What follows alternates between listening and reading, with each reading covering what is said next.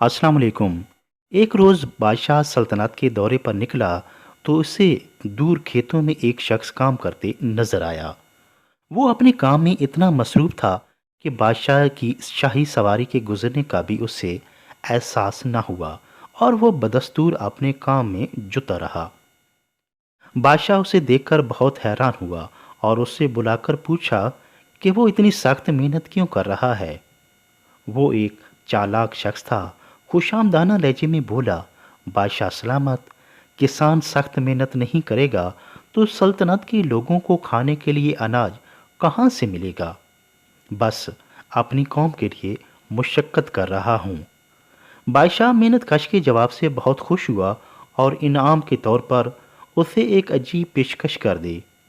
बादशाह ने उसे ये इख्तियार दिया कि वो सूरज गरूब होने तक जितनी ज़मीन का दायरा मुकम्मल कर लेगा वो ज़मीन उसको अलाट कर दी जाएगी। लेकिन अगर वो दायरा मुकम्मल ना कर सका और सूरज गरूब हो गया तो उससे कुछ नहीं मिलेगा। ये सुनकर वो शख्स खुश हो गया और फौरन चल पड़ा। वो ज़मीन का एक बहुत बड़ा टुकड़ा हासिल करना चाहता था ताकि उसकी आने वाली नस्लें भी खुशहाल रहें। चलते चलते ज़ुहिर हो गई और वो बहुत दूर निकल आया था।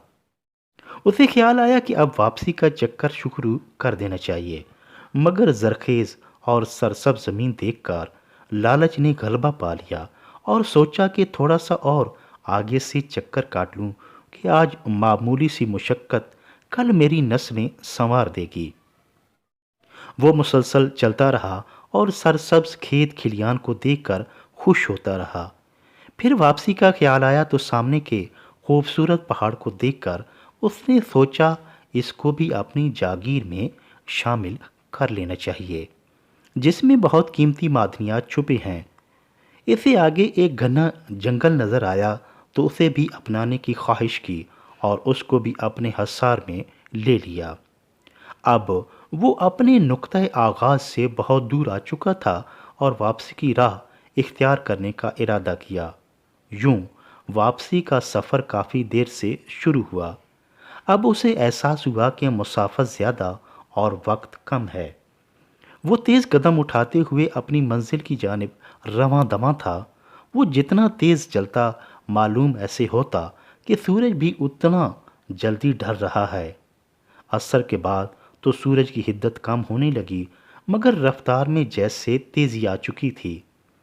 उस शख्स ने दौड़ना शुरू कर दिया क्योंकि उसे सब कुछ हाथ से जाता नजर आ रहा था। सफ़र ज़्यादा और वक्त कम था। अब वो अपनी लालच को कोस रहा था, मगर बहुत देर हो चुकी थी। भागते भागते उसकी सांस फूल चुकी थी। भूख और प्यास की शिद्दत ने उसका बुरा हाल कर दिया था। दौड़ते दौड़ते उसका सीना दर्द से फटा जा रहा था, मगर वो था कि लालच में बस दौड़े ही जा रहा था। वो भागते दौड़ते हाँफते कांपते वापस पहुंचने वाला ही था, मगर सूरज डूबने के साथ ही उसकी जिंदगी का चिराग भी गुल हो चुका था। आखिर सूरज गुरूब हुआ तो वो शख्स इस तरह गिरा कि उसका सर उसके नुक्ते आगाज को छू रहा था और पांव वापसी के दायरे को मुकम्मल कर रहे थे। यूं उसकी लाश ने दायरा मुकम्मल कर दिया। जिस जगह वो गिरा था इसी जगह उसकी कब्र बनाई गई और कब्र पर कतबा लगाया गया जिस पर नुमाया अल्फाज में लिखा था, इस शख्स की ज़रूरत बस इतनी ही जगह थी कि जितनी उसकी कब्र है। लालच और ज़्यादा माल समेटने की हवस ने इंसान को इतना मसरूफ़ कर दिया है कि वो हकीकत को फरामोश कर चुका है। खानी तो दो वक्त की रोटी ही है, मगर इंसान ख्वाहिश करता है कि पूरी दुनिया पर कब्ज़ा कर लूं और इसके लिए अपने आप को हलकान किए रखता है। रिज़्क़ के हलाल के हुसूल के लिए मेहनत ज़रूर करें, लेकिन लालच और तमा से बच कर रहें।